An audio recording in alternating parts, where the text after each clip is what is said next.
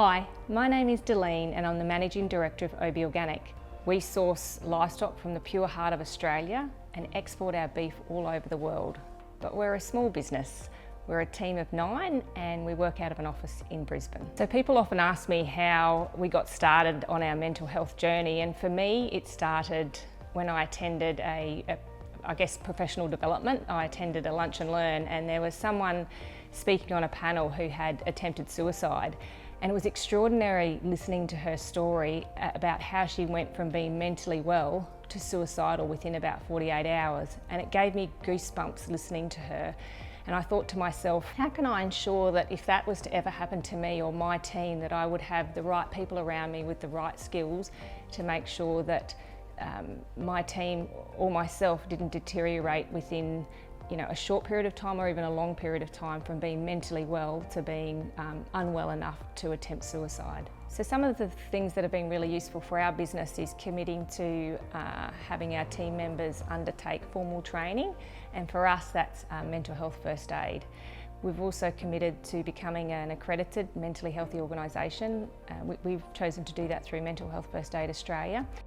In June every year we support a campaign out of Canada actually called Buddy Up, which is a suicide prevention campaign for men by men. We support the Queensland government in October each year for their mental health week. So it's about taking responsibility and doing the training ourselves individually as a team, but also bringing awareness to the business as a whole.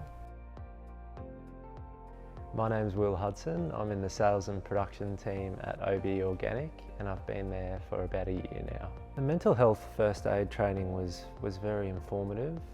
I feel that I am more comfortable in opening up to others. It's something that I personally have struggled with in the past. I tend to be slightly more reserved. So the training was great in showing me that it's nothing to be ashamed of, and it's very important and it can potentially save lives.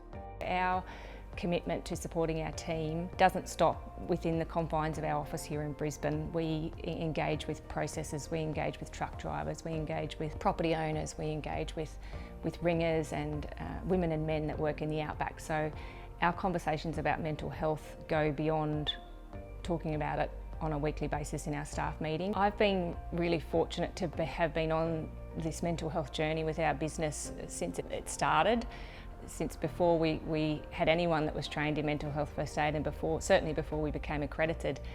And what's been the most powerful thing for me on this journey is undertaking the training myself. So I committed to doing a 2-day mental health first aid course, and that gave me the skills to have conversations. It's skills that I didn't have before, and also to know the signs.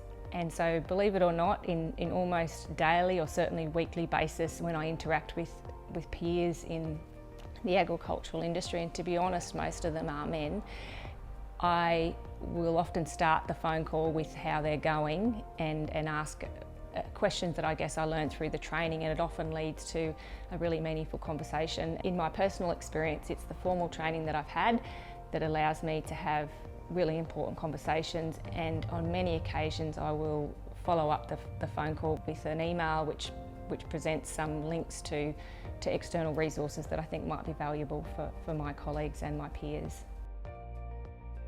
My name is Nicole Hughes. I'm a Principal Advisor in the Psychological Health Unit with Workplace Health and Safety Queensland. A mentally healthy workplace has a number of characteristics. An important characteristic is that the workplace undertakes routine assessments of their psychological health and safety, so looking at what those psychosocial hazards may be in the workplace and putting control measures in place in response to that. A mentally healthy workplace also promotes positive practices, so these are things like a mental health strategy and also mental health policies and procedures. Some capability development for leaders, and mental health awareness is another example there.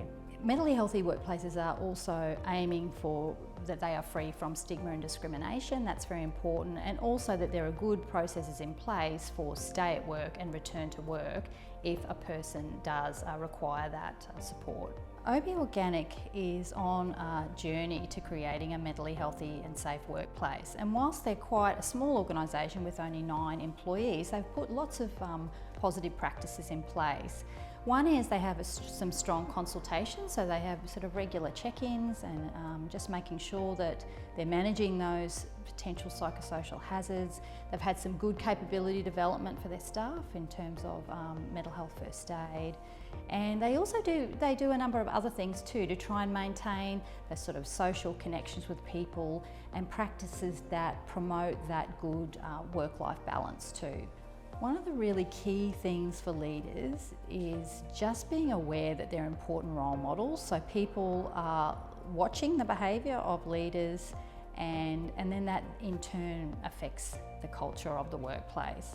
So I think if you are a good role model, other people around you are more likely to adopt some of those same practices as well. So if that is about work hours or it is about the things that you do on, after work or on weekends and things like that, some of those healthy sort of behaviours I think are important as well. So I've delivered mental health first aid in a crisis situation. I do believe my intervention prevented a suicide attempt, and so I know that this is very important. I know that it works, and I hate to think what would have happened if I hadn't have had the skills that I had in those circumstances.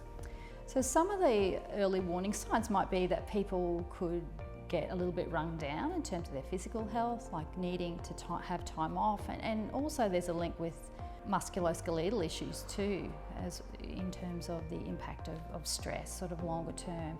I think in the workplace some of the things that you might find apparent are some of the cognitive changes that a person might have if they're feeling a lot of pressure. So that could be around memory and concentration, and just how people perceive the world, what our thinking is doing, I think can be a good indication that maybe we need to have a bit of a break there.